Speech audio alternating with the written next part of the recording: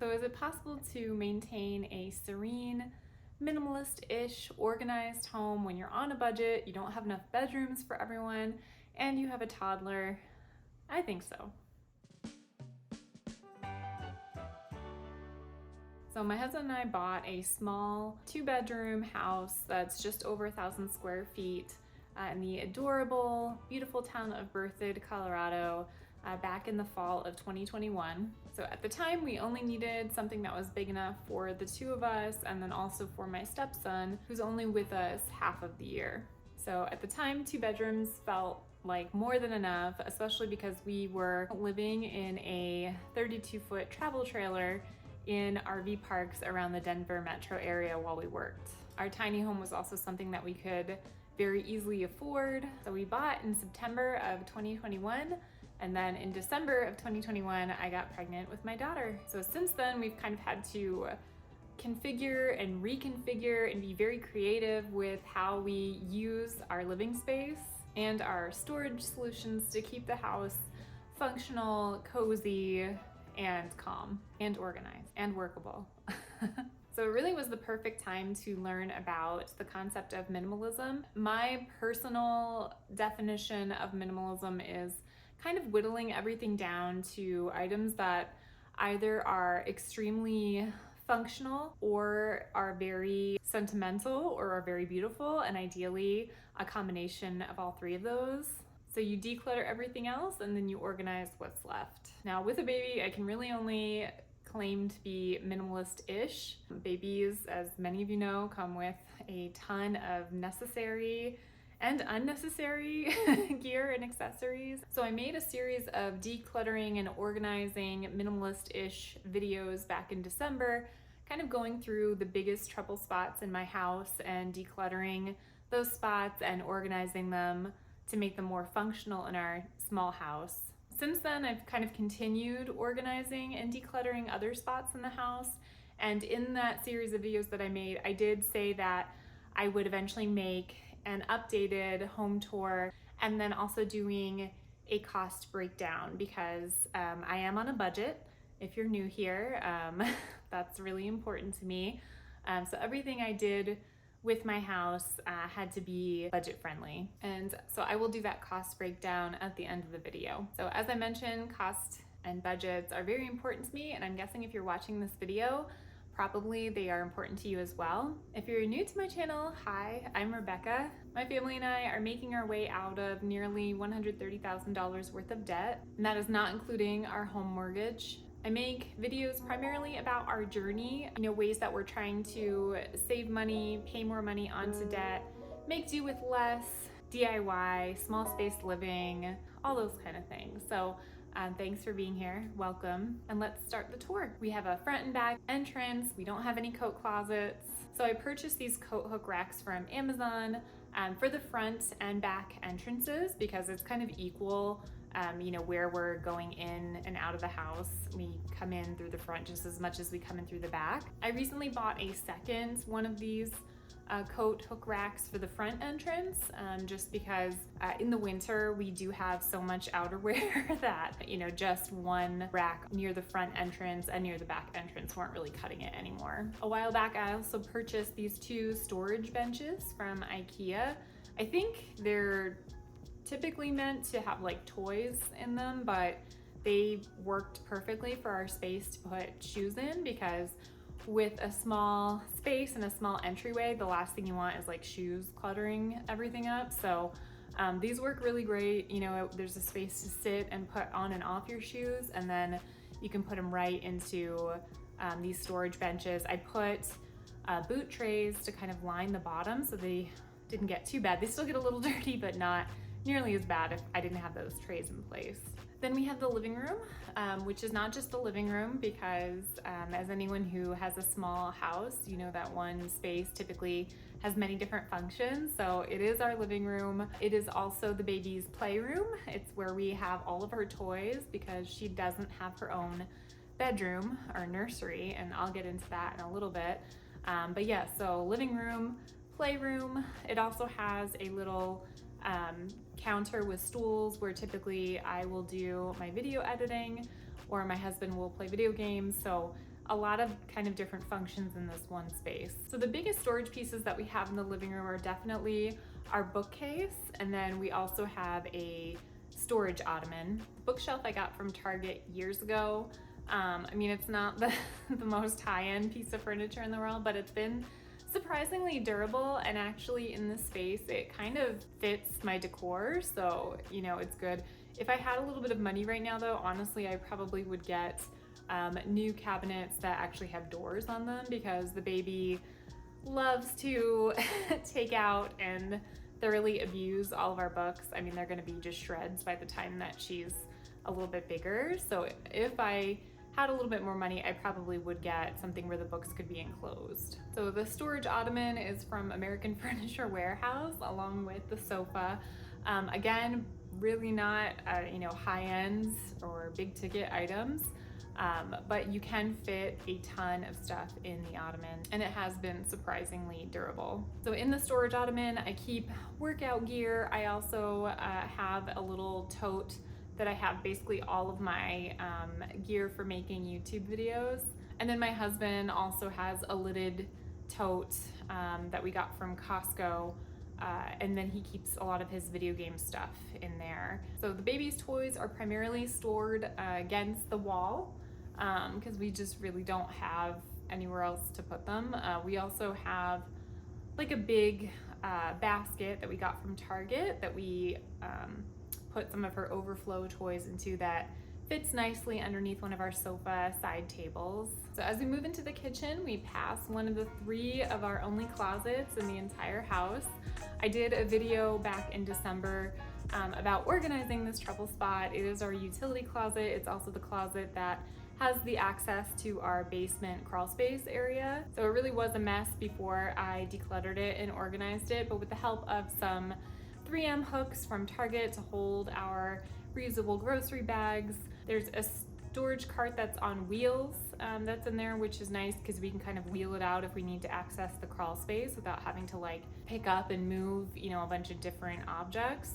And then there's also a hook that we've put on the wall that holds different cleaning tools like our broom and our mop. So eventually, again, once we have a little bit more money, my husband's planning on building some shelving within the utility closet to further increase our storage solutions. And then he's also making plans to use the dead space underneath our stairwell for some built-in storage as well. So that should help quite a bit. Then into the kitchen, lots of organizing done here. So my kitchen is actually pretty spacious for my small home. It's really one of the only rooms that I can say that about. There's lots of vertical storage space, like really tall cabinets, which is nice. So my kitchen got 2 minimalist-ish makeovers and continues to get, you know, reorganized as time goes by, even since those videos. So one of the big trouble spots was underneath my sink. I didn't buy anything to organize this spot. I really just decluttered and it felt a lot better. It really was just about decluttering and then moving stuff that didn't need to be down there locked up away from the baby, you know, moving that into the utility closet, into the rolling cart, things that weren't dangerous for the baby, really freed up space underneath that sink. So my kitchen cabinets really benefited from some organizational helpers, on the other hand, like these cabinet shelf dividers and this water bottle holder. Everything is just much more easily accessible and visually more appealing now. So we don't have an actual dedicated kitchen pantry in this house.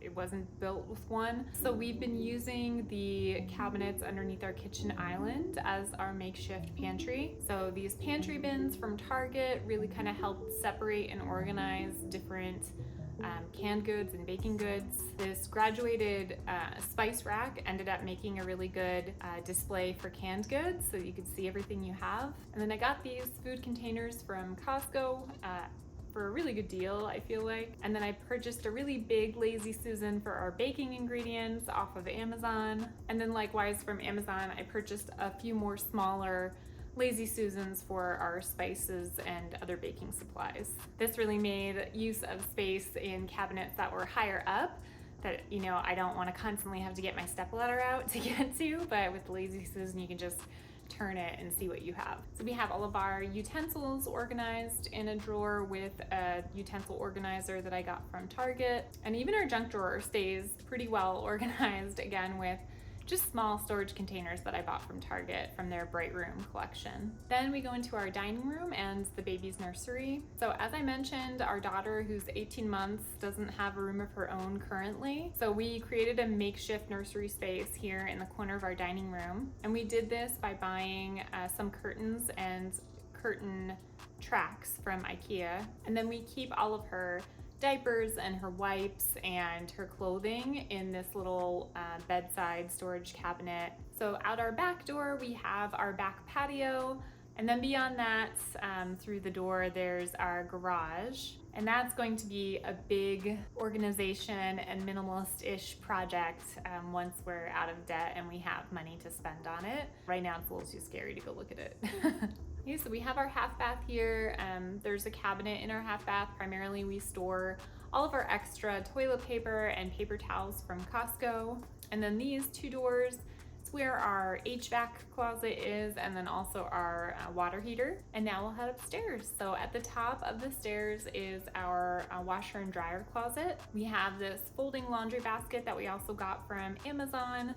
So my stepson is currently with his mom and his stepdad, but I still am not going to go into his room. He deserves his privacy. He definitely does not subscribe to a minimalist lifestyle. He's most definitely a maximalist.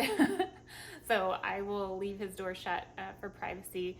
But he does have his bedroom, our second bathroom, and then he has one of our 3 closets in his room. Then we come into our bedroom. I don't really call it the master bedroom because I think it actually is the same exact size as our stepson's. Both of the bedrooms and the bathrooms are pretty much the same in size. So here is the third and final closet in the house. I did make a video on decluttering and organizing my wardrobe and closet space. So basically my husband and I just have our own cube organizers in our closet.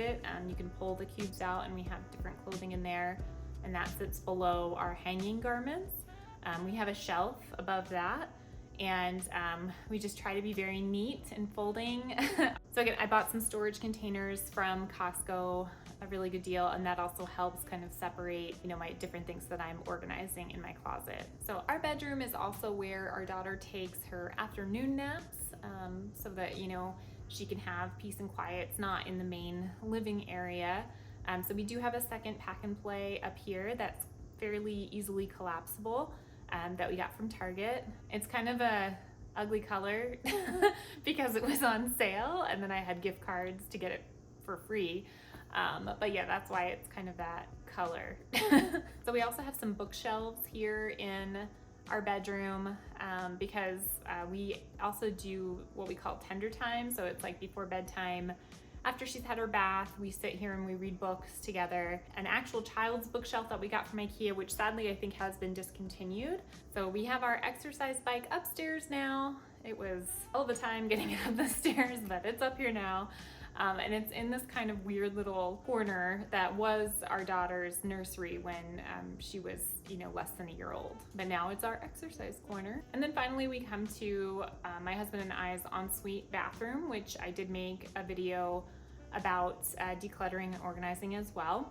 It works so much better now that we've done that. It is such a much more functional space than it was previously. So we're actually both really happy with it. So we put up this wall shelf a while ago from IKEA to store extra towels on, because again, we don't have a linen closet, so that's kind of where our extra bath linens go.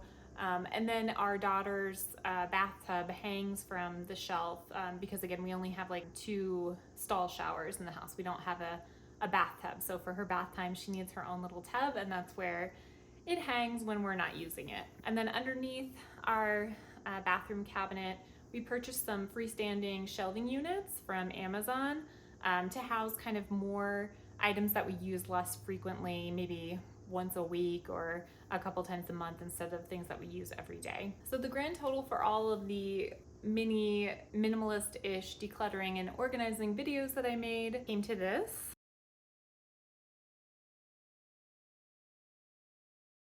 So the big things to remember when you're trying to keep your small space minimalist-ish, it's an ever-evolving process and a mindset more than anything. Stuff really accumulates easily and quickly, especially in a small space. It's never going to be perfect. It's never going to be over, really. You have to constantly evaluate, what's working, what isn't, what's needed, what's not. I know for me, I still have like a ton of different organizational projects on the horizon that I'm excited to do when I have more money, but I am super proud and happy and cozy in my space each step of the way. Like, I have to really pace myself due to budgeting constraints, but at the same time, it's kind of like a gift in disguise because it really gives me the time to evaluate different things that maybe I want to purchase or maybe I want to do. I have a long time to kind of think about these things. It just really helps ensure that I love what I pick. I don't know what my like decorating